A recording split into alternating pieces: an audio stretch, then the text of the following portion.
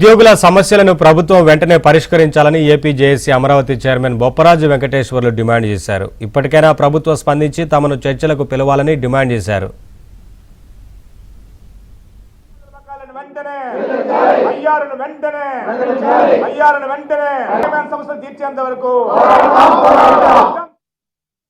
ఇప్పటికే AP JAC Amaravati పక్షాన 15వ తేదీ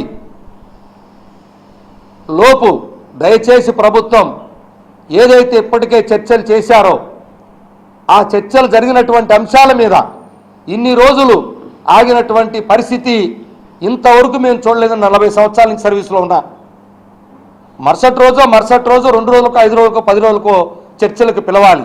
కాబట్టి దయచేసి ఏదైతే ఈరోజు ₹1 ఖర్చు లేని పిఆర్సీ కమిషనర్ని ఎందుకు ఇంకా నియమించలేదనే దానికి మీరు చెప్పండి.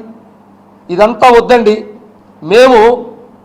మీరు ఇంత శ్వేతపత్రాలు ఇచ్చారు. మేము గత 1.5 సంవత్సరాల 2 ఏళ్ళ నుంచి అడుగుతున్నాం, అయ్యా మాకు ఎంత బకాయిలు ఉన్నాయో లెక్కలు చెప్పండి అని. ఆ లెక్కలు చెప్పలేకపోతున్నారు, కానీ మా మీద ఖర్చు ఎంత అవుతూ లెక్కలు చెప్పగలుగుతున్నారు.